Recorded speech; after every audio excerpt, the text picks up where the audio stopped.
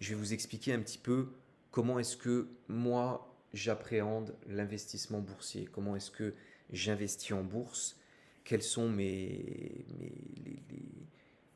mon motto, comme on dit en anglais, mes valeurs, comment est-ce que je me crée une ligne de conduite pour investir en bourse. Alors comme j'expliquais précédemment, donc moi je préfère m'orienter, donc je suis plus un trader de moyen terme et de long terme. Je préfère investir donc dans des sélections de valeurs solides, variées d'un point de vue géographique et sectoriel, qui ont un business model établi. J'avais lu ça sur Twitter, je crois même que c'était Warren Buffett qui l'a dit, ou un grand du trading. On n'investit pas dans une société qu'on ne comprend pas. Donc il y a énormément de sociétés dans tous les secteurs confondus. On peut investir sur tout et n'importe quoi, sur n'importe quel type de valeur. Mais je pense qu'il est important, et si vous débutez en bourse, c'est de comprendre la société dans laquelle vous investissez, comprendre ce qu'elle fait, comprendre son business model, comprendre les produits qu'elle commercialise, les services qu'elle commercialise, et aussi, euh, moi ce que je dis toujours, ce que je vois dans la vraie vie, ce que je vois dans l'économie réelle, bah, j'ai plus tendance à me dire de ce que je crois en ce que je vois. Donc je pense que les sociétés qui créent des vrais produits tangibles ou des services tangibles qu'on utilise auront le plus de chances de performer en bourse. On parle souvent des GAFAM, donc Google, Apple, Facebook, Amazon, Microsoft. On dit qu'ils sont surévalués, surpricés en bourse. Moi, je ne pense pas ça. Si on prend l'exemple d'un Apple, on voit que tout le monde a... Enfin voilà, c'est un peu bête ce que je dis, mais de plus en plus de gens ont un iPhone, les produits Apple font rêver, on a énormément de gens qui travaillent sur des appareils Apple, qui utilisent Microsoft, qui utilisent Amazon pour acheter des biens en ligne, qui font de la recherche sur Google, qui achètent des produits grâce aux pubs qu'on voit sur Google ou sur Instagram ou sur Facebook. Je pense que, voilà, si je reprends l'exemple des GAFAM, pour moi, c'est des sociétés qui sont très très hautes d'un point de vue valorisation, mais pour lesquelles je pense qu'il y a encore énormément de potentiel, pardon, parce que, euh, parce que voilà, tout le monde les utilise de plus en plus, et ce qu'on touche, bah, voilà, c'est des valeurs qui, qui continueront à augmenter. Donc voilà, investir dans des valeurs solides, c'est ce en quoi je crois, et investir dans des valeurs qui ont un business model établi. J'évite, comme je dis, les tickets de loterie et les dossiers qui sont uniquement fondés sur la spéculation. Donc, je vois aussi beaucoup sur Twitter des gens qui investissent sur des valeurs, je ne veux pas en citer, mais quand je vois par exemple du Cybergun, acheter, louer, des actions qui sont baissières all-time, qui ne font que baisser, qui perdent 10, 20, 30% par jour. Enfin voilà, c'est pas des choses sur lesquelles j'ai envie d'investir. Même si je pense que d'un point de vue trading, day trading, intraday, scalping, il y a des choses à faire sur ces valeurs-là. Moi, c'est pas vers ces valeurs-là que je vais. Je travaille aussi beaucoup sur la psychologie personnelle. Donc comme tout le monde, bah, la bourse c'est une passion. Donc étant donné que c'est une passion, on passe énormément de temps dessus. On voit aussi, on est beaucoup influencé sur Twitter parce que je suis beaucoup sur Twitter énormément de monde. Donc voilà, je regarde un petit peu ce qui se fait, ce que les gens font, ce que les gens tradent. Et, euh, et voilà, donc j'essaye aussi de ne pas tomber dans le FOMO, donc le fear of missing out, donc la peur de louper le moment, telle action qui explose. Voilà, j'essaye pas de faire non plus de l'overtrading. Voilà, j'ai fait ma sélection de valeurs et je regarde et j'attends. J'attends qu'elle se positionne sur un niveau qui est intéressant. Donc elle se pose sur un support ou qu'elle fasse un breakout de résistance, ou j'attends qu'il y ait voilà, un événement qui emmène la, la valeur vers un niveau qui je pense est intéressant pour entrer ou même vendre. Et voilà, donc je travaille sur la psychologie personnelle, donc c'est très très difficile hein, parce qu'en bourse, voilà, on a envie de trader, on a envie de gagner, mais l'objectif c'est surtout de conserver son capital et de surtout ne pas le perdre. Donc, à minima de ne pas le perdre et voire de gagner sur ces dossiers. Donc le travail sur la psychologie, j'invite tout le monde à travailler sur la psychologie personnelle parce que je pense que c'est une des qualités qui est essentielle en bourse pour investir.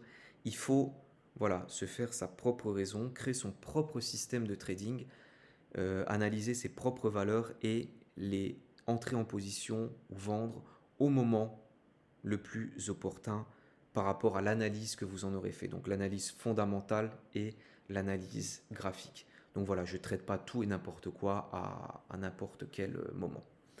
Au niveau de la taille de la position, donc ça c'est plus lié au money management. Donc je l'ai expliqué précédemment. Donc moi, comment est-ce que je traite? Donc j'ai un portefeuille d'une certaine valeur et j'essaye de ne pas avoir trop de valeur ou de ne pas surdimensionner certaines positions par rapport à d'autres. Ce qui me permet aussi de maîtriser mon risque, hein.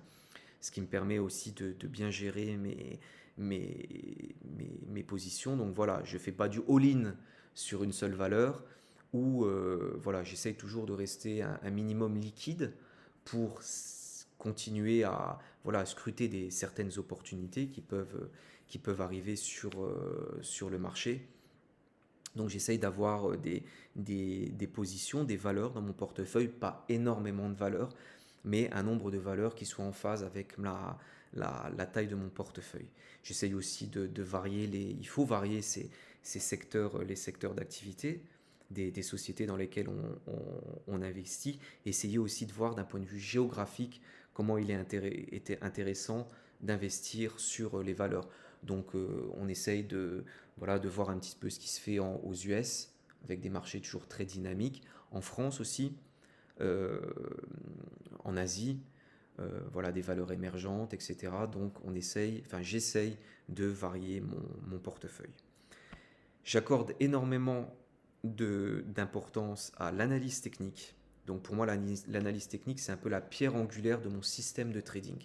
Je ne trade plus à l'aveuglette comme j'ai pu trader il y a des années, il y a 10 ans, sur le marché. Donc j'ai vraiment appris seul, avec des bouquins, avec des vidéos, avec des formations. J'ai pu apprendre, et avec aussi ce que j'ai pu voir sur Twitter, hein, les gens qui partagent leurs analyses techniques. Pour moi, l'analyse technique, elle est hyper importante quand on veut quand on veut investir en bourse. Pour moi, je pense qu'on ne peut pas investir en bourse uniquement en regardant un cours, en ne connaissant pas un minimum ben voilà, les chandeliers. Je dis pas que j'ai une connaissance extrême, hein, dans l'analyse technique, mais j'apprends chaque jour. Et l'analyse technique m'a fait faire des super trades, donc comme quoi ça marche.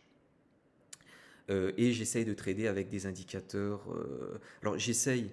Le problème, hein, quand on commence l'analyse technique, c'est qu'on veut mettre tous les indicateurs possibles et imaginables sur son graphique. Je ne pense pas que ce soit la meilleure façon de, de faire, de faire de l'analyse technique. Je pense qu'il faut essayer de garder un minimum d'indicateurs techniques qui permettent, ben voilà, de comprendre la tendance d'une action et de savoir où se positionner. Moi, pour ma part, je trade, j'analyse les valeurs donc avec les moyennes mobiles, donc les moyennes mobiles à 7 jours, à 20 jours, à 200 jours, donc qui m'indiquent l'orientation de la tendance long terme d'une action, donc les moyennes mobiles très importantes. Les bandes de Bollinger, donc voilà, pour voir le niveau des prix, très important aussi. Et l'Ishimoku, que j'ai découvert il y a, il y a un petit temps de ça maintenant, et que j'utilise pour trader de plus en plus, que je continue à me former dessus, parce que c'est quand même assez... ça peut paraître complexe d'un premier abord, parce que quand on fait apparaître l'Ishimoku le, quand on fait apparaître l'Ishimoku sur un graphique, ça peut faire peur. On se dit, bah voilà, on comprend pas.